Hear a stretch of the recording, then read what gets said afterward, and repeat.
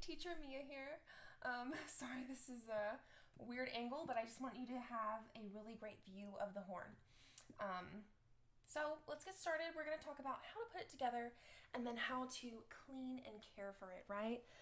So first thing you might notice is my case looks a little bit different probably than yours. I have a double case because I have two different horns. People always ask me this, they sound different. The notes that come out are pitched differently, right? So this one's an A, this one's B flat. The one that you have is B flat. So I'll show you the way that I like to put it together. First, I want to just look at naming the parts, okay? So let's start from the bottom. This one right here is called the bell. If you look at it, I think it's really easy to remember. It looks like a bell, right? So this is the very bottom of the horn. Next, let's look at the lower joint. So let's get a good look there. Way to distinguish the lower joint. You're going to see these big round, they're called, like they have pads, right? They're to covering holes here, covering keys. You'll see the 4 of them on the bottom. You have this really long metal here with these 4 keys. So that's a good distinguisher, right? You have this long piece that looks like no keys almost, right? We're not really going to press these down. All right. So when you're putting it together, you want to have a special grip so that you don't hurt the horn. You don't bend any keys, right? The clarinet is pretty sturdy, but still, we don't want to damage it. So, talking about those 4 keys, look at this. Your thumb is going to fit really great over those 2 keys. Yeah? Your other fingers, they fit great there. You can press it down. That's okay. It's not going to hurt it. Those are fine to press down. But we don't want to be grabbing these bars, right? You grab these bars like this. I'll see my thumb's over that bar. You run the risk of bending it, hurting the horn, hurting the instrument, cracking the instrument. I mean, it would take some force, but it's best to just avoid it. So we take our 2 pieces here, bell, lower joint. Remember, starting from the bottom, and we always twist. Twist, twist, twist. Twisting in. See, I'm putting a little pressure on the bar to the side, but again, not too much. Maybe you're thinking, I'm twisting, my horns aren't really going together, it's giving me a bit of a fight. So, take your cork grease. You just want to apply it onto the cork like chapstick, right? Just like that. It needs a little help, though, from us. So we're just going to rub it in. There we go. Rub it in like that. Hands get a little greasy. It's okay. Now we can try it, and it should go in just fine. All right? So anything that has cork, that brown stuff, it's called cork. It's fine to use the cork grease on it. Okay. Now we're going to move to the upper joint. So that's the next long piece. If you see, this has, maybe you could consider it more intricate keys, right? So we have this hanging off to the side. We have these 2 keys in the front, kind of distinguish it a little bit. And the top has more space. So see, the lower joint has more of the wood showing here. Not as many keys going on. With the upper joint, we have more wood at the top. Not as many keys going on. Now, there's a special way to hold this to put it together with the lower joint as well. We're going to have that same hand position. This is my right hand again. We want to press down. You can press down this big button here in the front, the A key. And you actually want to press down these keys too with that inner thumb bordering on palm, right? Don't smash them, but you want to press them. You're thinking, why are we pressing these keys? Well, over here, these keys trigger this key over here. This is called a bridge key. See it moving up and down? If we don't press it down, this key can get jammed, moved around. It's a lot of times where clarinets get out of alignment, yeah? So your horn stops sealing and air is leaking, got to take it to the shop, or it's bent, or gosh, it gets broken off. That'd be horrible. Because it goes right over this lower joint key here. So here's the front of it. This is the top where it goes in. See that metal ring? Here's the twin bridge, right? So we don't want to press these keys down, because then, looky there, if I can get it in focus. Woo! Sorry about that. It lifts up this key. We don't want to lift this key up. So we want to have this one in our left hand. Again, now with a left thumb, pressing down that key is fine. The inner palm right here. So there, we got it in the left hand.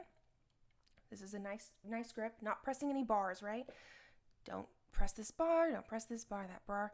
Those are all the danger zone.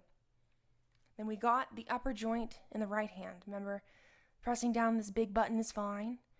And we want to get the palm over these keys right here, these rings.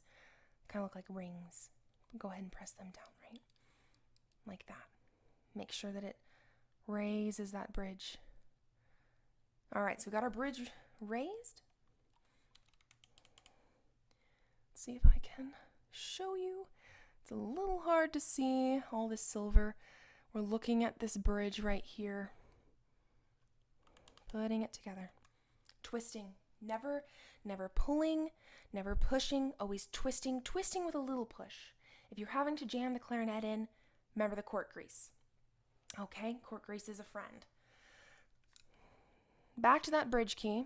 It's a very, shall I say, not just delicate, but it's a very picky part of the horn.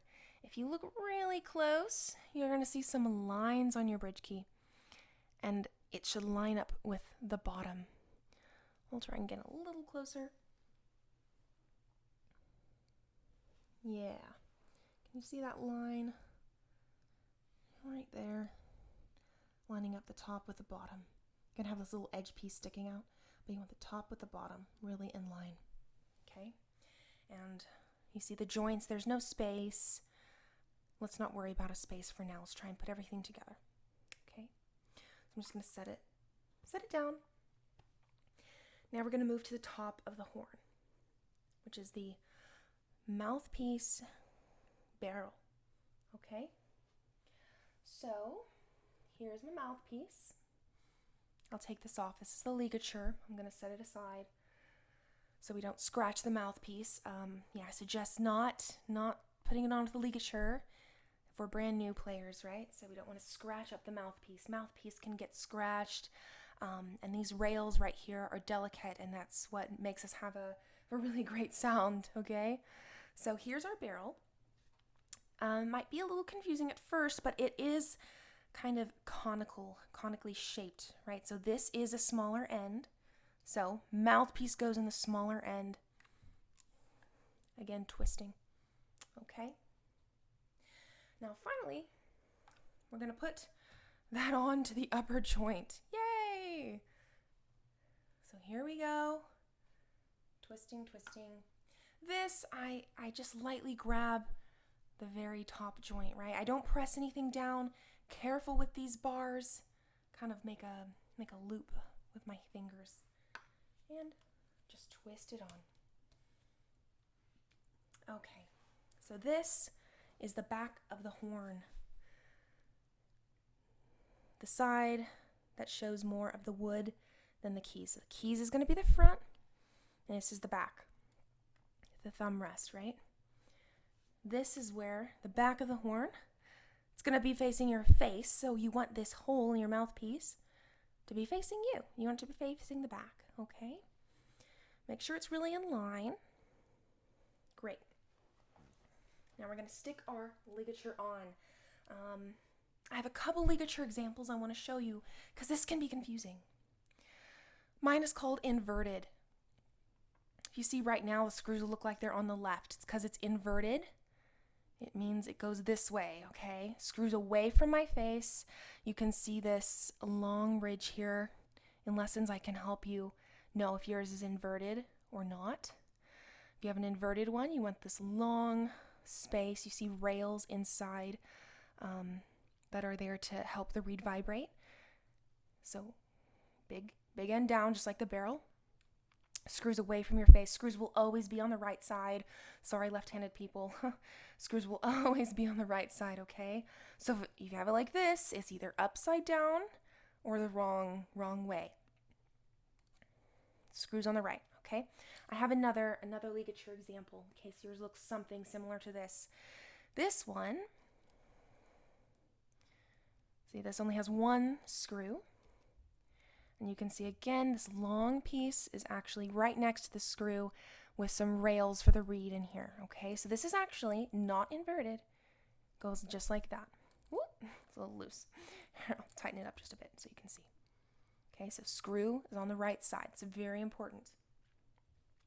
Big end down.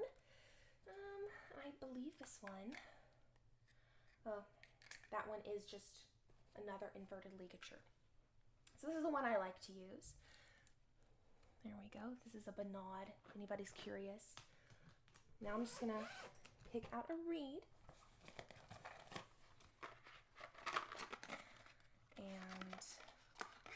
I'm going to go ahead and say this. For the reed, we'll talk about it in lessons, right? But not only the top needs to be wet by your mouth, but the bottom needs to be wet too. Because the vibrations go all the way through the reed. If you don't wet the bottom, then you're only vibrating the top half of your reed, so you're not getting the full sound capacity. All right, you want it's made out of cane. You want the cane to be evenly wetted, so it kind of matures together. So I'm going to wet the bottom. There's a bottom. I'm going to wet the top. Both sides. All right. So we see this fat end, right? The bottom I was just talking about, that fat end with the smooth wood. That is the side that goes down. The thin is going to go at the top, right? We want the thin at the top so that we can actually make a sound. If you have it like this, no sound's going to come out. That's way too thick to vibrate. What happens, here I'll put it on, is the reed's going to vibrate with your air against the mouthpiece. All right. So, how do I know where to place this? Hope that I can get a good angle. You should see a slight sliver of black on top of the reed. Okay? It's really important. Don't have your reed up too high. You want to see a slight sliver, very slight. I don't want to see, let me give a bad example. Don't do this, you won't make a sound. Don't do this, you won't make a sound, right? Try to get just the very, very top sliver. I mean, it's quite barely, right? You can see it against my finger. Otherwise, you can't really tell. Black background doesn't help. As far as where to put the ligature, for my reed, your reed shape might be different depending on what you're playing. I'm playing a V12, 3.5 plus. So the reed is cut straight across. My ligature sets just underneath it. You don't want the ligature to, you want the ligature to set on the smooth part of the wood, not any of the cane that has been worn away when been worked on. I set it just under that smooth part. There's not a real science to it, okay? It's probably a little different every time I do it. Unfortunately, I wish there was an exact formula. Tightening screws on the ligature, that's something else I want to talk about. As soon as it starts to get tight, that's enough. Don't go cranking it. Your reed, it's going to be too much pressure for it, okay? But don't leave it loose either, because then your reed won't like that either. So as soon as it starts to get tight, we're good. All right, let's talk about cleaning the horn. So now we're going to work kind of top to bottom. Go ahead, take that reed off. Put it away in its case. My case looks like this. This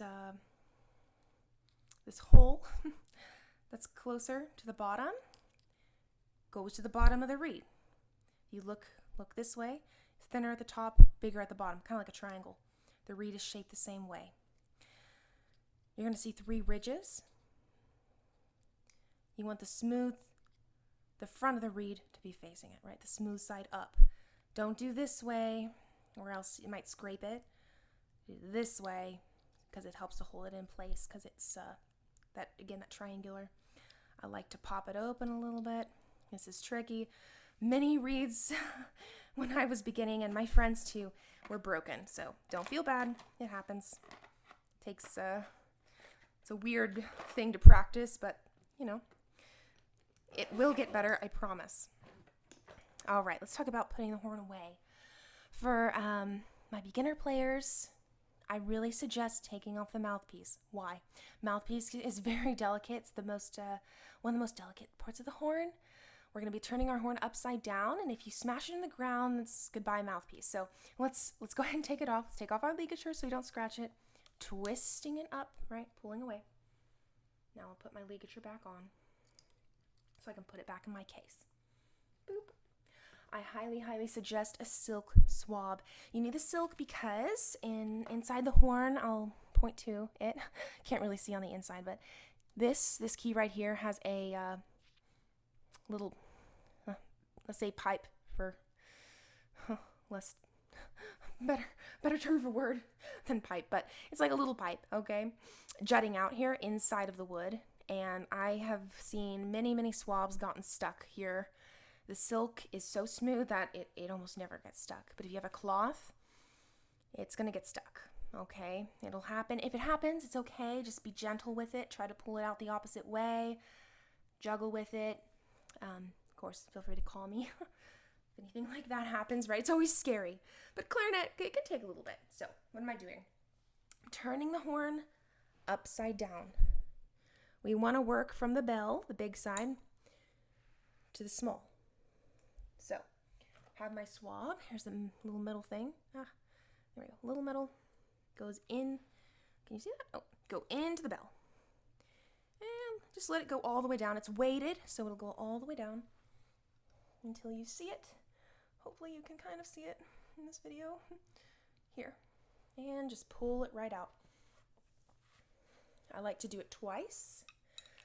It's important every time you play to do this because clarinets, the wood, it's not sealed.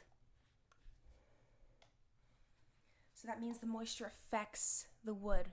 It's not that it's living. I guess it's semi-living, right? So it does. It affects it. If you think of wood warping, you don't want that to be the inside of your horn, okay? It's too expensive to let it warp. I like to fold my swab and roll it. If you have something else, you know, that's for you to decide. Doesn't really matter. So just like we put the horn bottom to top, now we're going to take it apart top to bottom. Again, twisting. Same thing, right hand kind of loosely over these keys. We'd never want to press any bending bars, okay? Twisting up. There comes the barrel. Remember this is our special one with the bridge key. Upper joint, lower joint. Thumb over this button here, this top button. You can open it up if you want. I do, not really on purpose, just because it kind of happens. And this soft part of your inner thumb, palm, pressing these keys down, okay? Make sure you're lifting that bridge up. Hope it comes out well. Left hand over these bottom buttons, not over the bar like this. Like that, okay? See how my hand is not over this bar? This bar gets commonly bent, so try really hard not to do it. Boop. Mine comes apart really easily because my cork is shrinking. So now I like to do a right hand over the buttons now. Left hand on the bell. Boop. Off. And one more reminder, this is called a cork. It's the lower joint. Upper joint has 2 corks on it. It's another way to distinguish 2 corks versus 1 cork.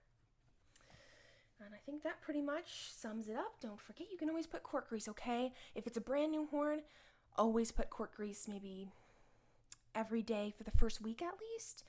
And again, since mentioned before, the wood, it's not sealed.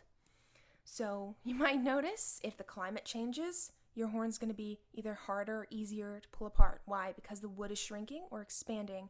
The horn expands with moisture. So again, it's important to swab it. I always swab it twice through, and it seems to work pretty well for me. Maybe you're wondering, should I ever swab the mouthpiece? You can. There's nothing wrong with that. Sometimes it's the last thing I'll swab. Sometimes I don't swab it, just because I don't want to, I'm kind of afraid I'll damage it. The inside, the railings, it's fine to swab, but mouthpieces can get a little more wear and tear since all the air is pressuring there. All right, I hope this was helpful. Bye-bye.